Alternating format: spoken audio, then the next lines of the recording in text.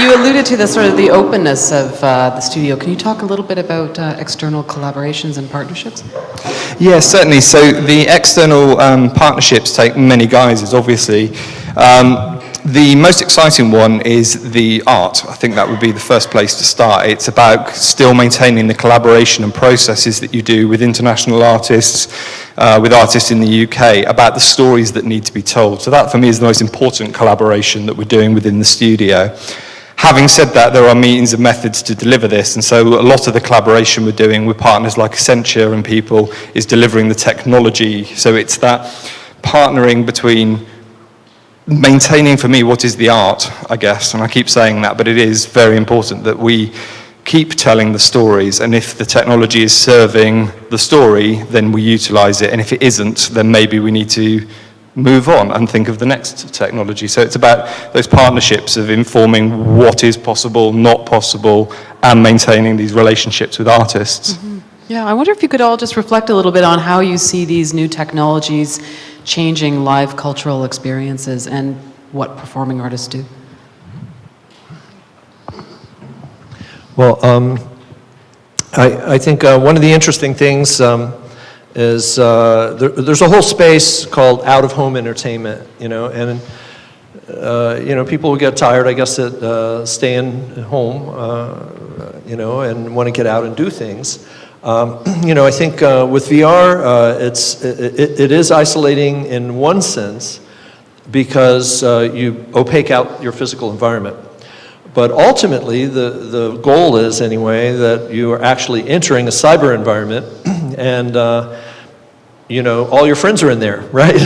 And so you get to interact and play with people and all like that.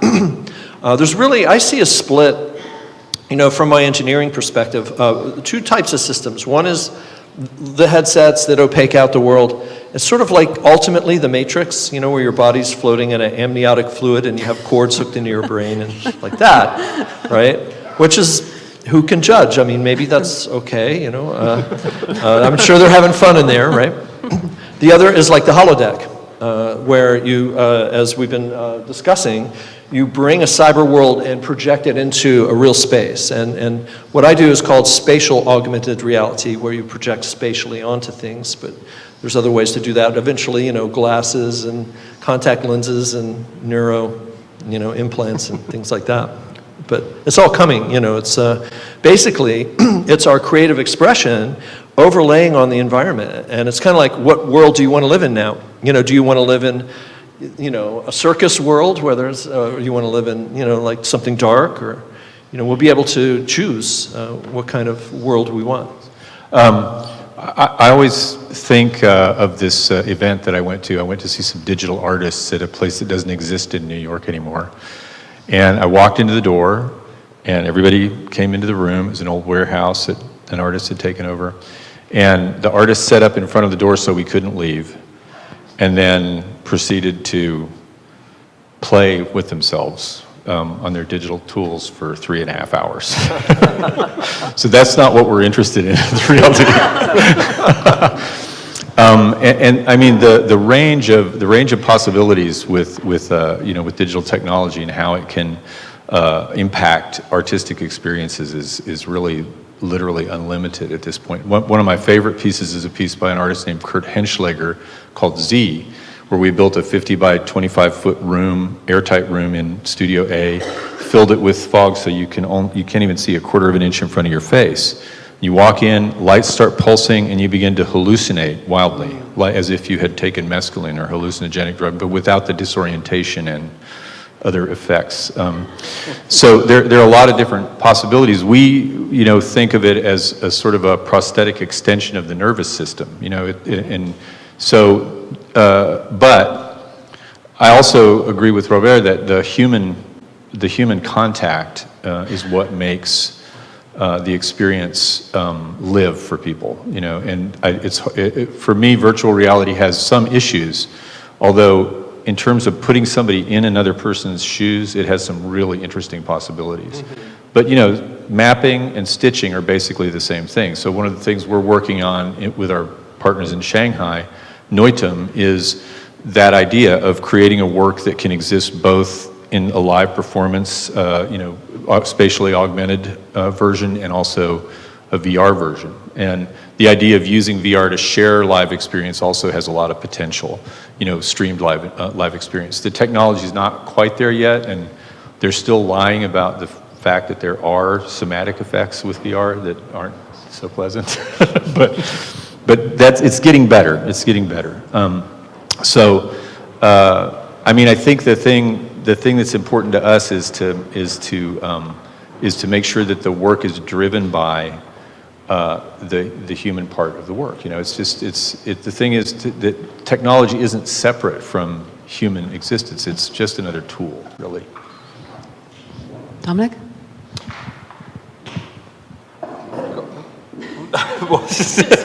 How you imagine these new technologies are going to change our live cultural experiences? I guess, without sounding repetitive, again, it is, how are they going to change? I think everything is continuously changing that we experience every day, and my experience of going to what I'd call a traditional theatre performance is very different to somebody else's experience of a traditional theatre performance 50 years ago. And I think when we're talking about how these things are going to change us, I think they're going to change us in the way that society is changing and that the technology that we inhabit every day in our lives. So although we're saying that these are technological ideas of performance and art and we're doing VR in performance, actually these technologies are starting to enter our lives on a daily basis, and part of the other work that we've been doing, which I didn't talk about, is about using VR for set design and for realization of the performance prior to actually getting onto the space. So a designer and a director can sit there with Microsoft HoloLens on. I don't know if anybody's come across that. It's a form of augmented reality. It's developing. It's not perfect, but it's on its the kind of concept. And you can sit there and you can draw the set on the stage in front of you. And then you can look at it and you can manipulate it and change the relationship of size with the set pieces before we've even spent, and I say subjectively, a penny, because obviously the kind of drawings cost money of people's time. But what we haven't done is started with the construction process. And you start to examine the environmental impacts of that again, where you go, well, actually, we can make those changes now and not waste all those materials later. So how it changes us, I think, is more fundamental. It's about the art, but it's about the process, and it's about everything that we're kind of doing that leads us to that. Mm-hmm. This is really important for independent artists and nonprofits. This idea that digital workflow can help you do much more than what you know. We do a lot of collaborations in China and Europe. We're working with a team now that has a team in Berlin, a team in Shanghai, and a team in New York.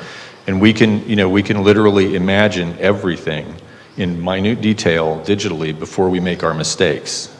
In loaded, we're still going to make mistakes in loaded, but yeah, a good draftsman is a lot less expensive than tons of steel, So. Yeah. I want to open things up to the floor. I think you might need my microphone. Oh, you have a microphone. Great. Luc? Working. Luc Courchan from the SAT. Thank you, Ed, for naming us earlier. I'm really surprised at how VR is really making it into this audience. Robert was talking about it. The three of you sometimes comes from traditional theater, but you've embraced VR in a way as a kind of medium, challenging medium. But I'm surprised at how the idea of storytelling keeps at the foreground of your of the projects. For example, Kevin, you mentioned immersion. If you immerse somebody in a space, the creative art of making that space is a lot like architecture. If you build a building like that, are you writing a story? No, you're just creating a context in which you'll invite people. And eventually the story will be a layer that adds on top of it. So I feel that as an artist involved in immersion and VR and everything, I'm not writing stories. I'm creating context in which people will experience something. And so I don't know what's your take on that, but I'm a bit tired of this storification of everything. Like Ed, you're in Hollywood, you're close to cinema. Cinema is a beautiful storytelling medium, but VR is not a storytelling medium. It's an experience medium. I don't know what's your take on that. I think I agree with you. I think the story structure movement's done a lot of damage, but what we're more interested in is, so we fight against what we call the drool effect a lot. So I go to an off-Broadway traditional theater show, right, and I look around me about 30 minutes in, And a lot of people my age are going like this, you know.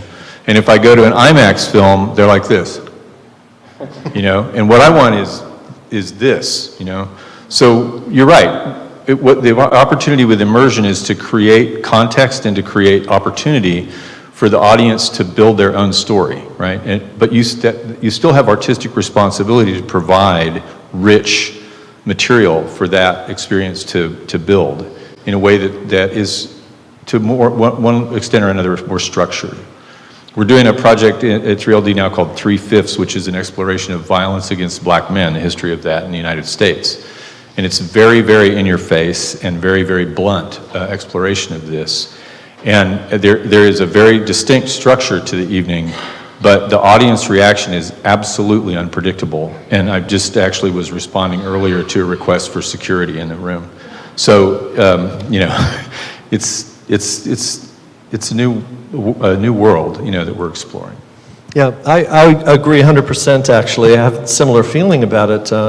I guess the engineer in me wants to make a taxonomy, so I think of axes, orthogonal axes, and one axis is story, the other axis is experience, and so if you have a carnival ride, that's all experience, not much story. If you have a novel, it's all story, not much experience, but you put the two together and you have a theme park, and now you have the story and the experience together. And then a third axis is mediation. So you can have a movie which is totally mediated, although in the mind you have all these possibilities of where the story might go, but the story only really has one linear path. Whereas in like a video game, or like Second Life, you know, it's all user-generated content, right? So it's wide open, totally unmediated, and you're free to do what you want. So, you know, you think there's really a lot of room. That's like a playground, right? There's a lot of room to play within that space. Yeah, and I know that I speak about story a lot, but I think I share your thing. That is, it's providing that context. It's like for me, virtual reality or augmented reality is about giving an individual the tools to almost oversimplify, I guess, but I see it kind of almost like a childlike thing where you have a playground, and in this world, in this context, as you refer to it, you have this playground, and now you can make the narrative story. But it's still leading on to the story. It's the story that enriches us. So whilst I agree that the oversimplification is saying it's story, story, story, you provide a context, you provide a piece of art, and eventually what we start to do, therefore, is create our own stories within that as individuals, whether it was the intent or not. And I think it's important, as human beings, we create stories from things. We look at something over on the wall and we go, I wonder how that got there. We're creating those stories all the time. So the context is important, but for me, it fundamentally always leads to some narrative or story, whether intended or not. So. Hi, Judith Marcuse. So far this morning, we've been talking about people consuming art being made by artists to be consumed by audiences. I wonder if you could comment on something that Robert touched on, which was the democratization of art creation, so that it's not only in the hands of specialists, but rather in the hands of community members, people who want to express what matters to them. I wonder if you would care to talk about how the development of these new digital technologies and access to them, how you see the future in that context. Yeah, I love what you're suggesting. Some of the things that we've done with the domes, because it's real-time 3D generated, you can have performers on the stage or even the audience interacting with the imagery. So it's like a giant group finger painting experience like that. You can have tracking wands that can pass around like digital sparklers, photonic go-go booths where you dance in the go-go booth and it's making things happen, or your avatar is dancing on the dome or like that. I think, ways, because most people haven't developed, well, it's just like playing a musical instrument, right? It requires, 10,000 hours of proficiency, right?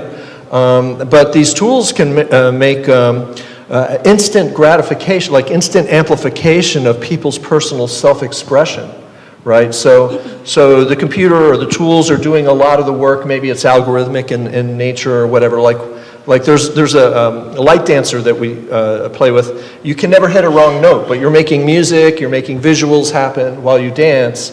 But the song is encoded so that you're always on, hitting the right notes when you make, so like that, I think can make it far more participatory than like a symphony orchestra. You're not going to get someone from the audience, coming up and playing a violin.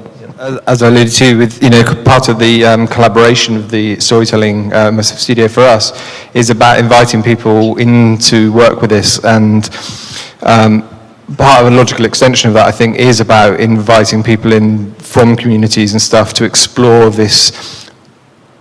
I would say the word stories, but okay. To kind of come and experience what we're doing, so that the kind of combinative learning experience of how these things work and how they can be used is moving forwards, rather than somebody in an isolation over here reinventing the wheel in their own little world. It's about bringing those communities and things together and going, well, this kind of does that, and experiment with this. And is the merit in a performance where not even a group of artists, a group of audience members comes together to the studio and throughout the course of a day experiments with this technology and puts themselves into a virtual world, brings themselves out and interacts and plays with it? Is that not, for want of a better word, a performance in itself, where we're using these technologies to create bonds and friendships and develop kind of group dynamic in a performance that's not necessarily what we class as a traditional performance? On the technology development side, and also on experiential, we're interested in the kind of interactivity where you don't have to do anything. You just have to be a person, and then you can walk into an environment. And one of the things we're going to be doing in Shanghai is creating an environment that's visually and mapped in terms of audio, with some speakers that actually make it seem like you're hearing a voice inside your head, and also control mapped, so that the people can just walk into the room and behave however they want to, and the environment will respond to them. The other side of that is, just because you put a video up on YouTube doesn't make you an artist. So, and there's a problem here for artists in it. Most of the artists I know have graduate degrees and then went through a 10 to 15-year apprenticeship after they got out of school, and they still aren't making any money. So it's problematic in some ways to talk about it that way.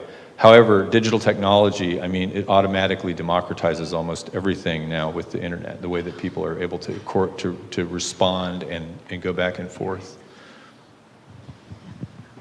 Questions? Okay. There's been a lot of discussion about the communal experience versus the individual, and storytelling versus experiential, but I'm curious about the tactile experience, because my background is as a visual artist, and part of what I always found most appealing as a creator was physically making something. And then as an audience member, if I go to live dance, it is the bodies in space interacting with each other that is the most appealing. So there is a loss of that tactile experience in all this, and so I'm curious about how you see us re-engaging with the tactile world in this new digital age. There's a lot of work being done in haptics, which is tactile feedback, and I think I guess the adult porn industry, maybe it is, that's pushing that, actually, believe it or not. It's called teledildonics, but if you think about it, this has serious applications, like virtual conjugal visits with your wife. Maybe you're on a spaceship going to Mars, I don't know. But the ability to touch each other. But what's also interesting, I think, is there's a famous experiment where a person puts their arm on a table, and there's a mannequin arm mimicking their other hand. And under certain conditions, you tickle the mannequin with a feather, and people jump, even though that's not their real arm, right? They feel it. This is called embodiment, where you project your consciousness into And like in Second Life, I found it amazing. Your avatar's on a dance floor and you brush up against someone and you get chills. It's like you've actually touched them. So it is also possible for the brain to hallucinate some of the other senses, even though they're not present. Smell is another one, where you'll actually smell perfume and things like that I guess it's the ability of the mind to, like you said, create story or create experience even. Yeah. And we're talking a lot about virtual reality here, but also part of the work we're doing is examining the kind of the future of these technologies, and we start to in worlds where actually you still do get the human interaction. So when you start to look at things like with the augmented reality and how the ability to interact with what's going on around us and then have an overlay. So, I think whilst virtual reality is one segment of all of these kind of things we're talking about, and yes, the human, that human interaction can be lost, and as we say, the brain can compensate and does fill in some of the gaps in information. What for us we're examining when we look at digital immersive storytelling is not virtual reality. It's about all of the technologies of what we don't even know exists yet.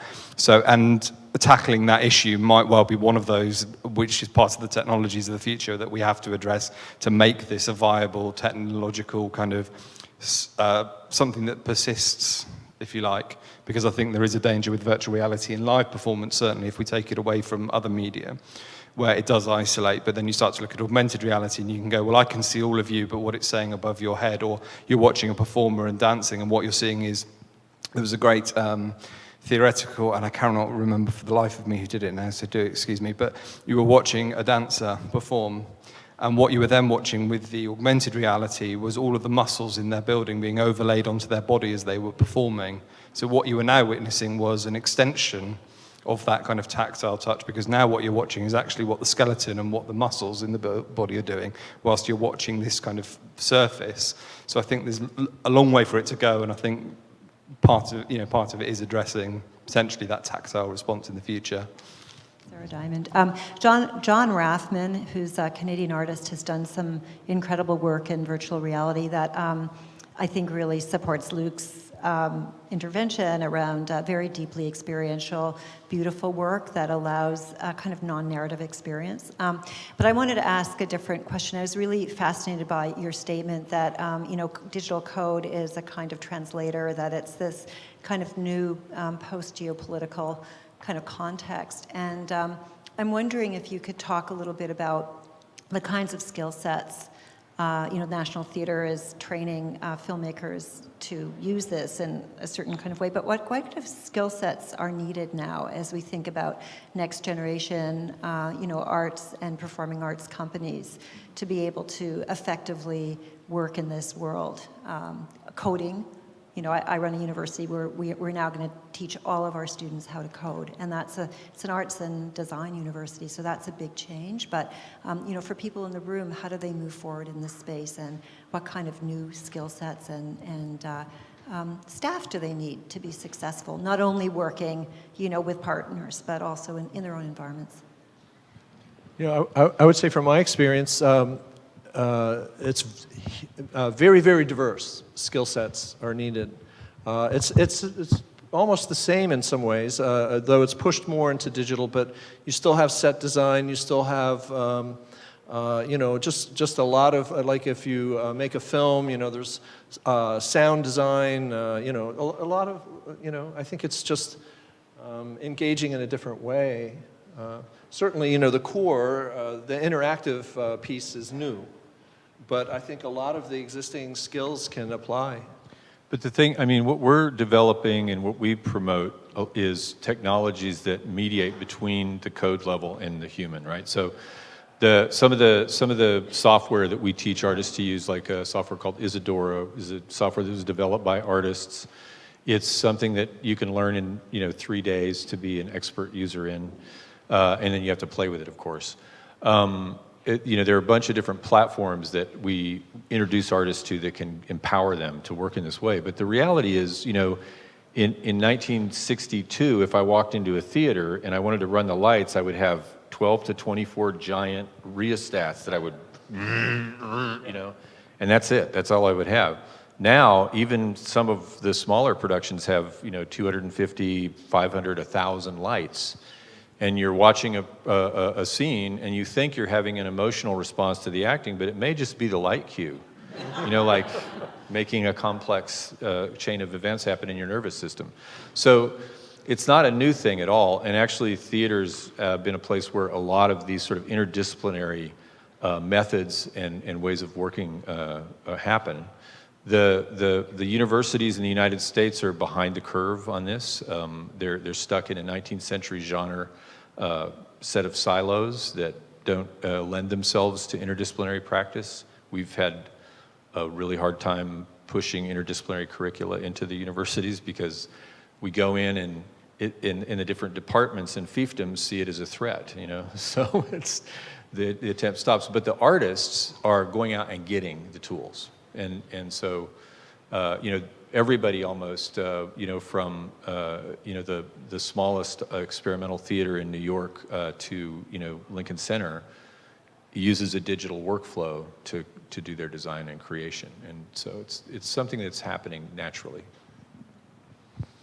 Yeah, and just to kind of finish off and follow on from that, I mean, part of the work at the National Theatre has been about, exactly as you allude to, that kind of coming back together of these bastion states of departments where you actually sit down and talk to each other and you suddenly realise that the work that you're doing is overlapping so much. And whether that's a lighting programmer, a sound programmer, whether even directors now and set designers for the stage, obviously, the skill of the set designer is becoming much more digitalized in the expectation of producing drawings or producing some kind of 3D visualization. So I think all of it is developing, and kind of what we are discovering over time is that we're all slowly, I would hate to say the word merging together, but it is that kind of overlap of technologies. And I think that shared experience of even departments within our own buildings is sometimes the thing that we actually forget and we lose, is because traditionally there was the sound department and the video department and they should never meet. Yeah. And then actually suddenly you go, but they have to, because the way that we're designing sound for these technologies, we have to be working in sync with each other. If you're doing sound for virtual reality, you have to think, yes, the basic skills are still very similar, but you have to be working in a workflow that means that it's interactive with the video, and it has to be interactive with the way it's lit. So I think all of those things are kind of diversifying in how everybody's having to work together, including directors and writers. And I think it's very interesting when you start to look at, going back to virtual reality all the time, but where as a director you've lost the control potentially of the ability for an individual, if you're a film director, you take a shot, you take a close-up, and everybody in the cinema is watching that close-up. Whereas when you start to look at virtual reality, the audience could be looking anywhere, and it's up to you to be able to draw their attention.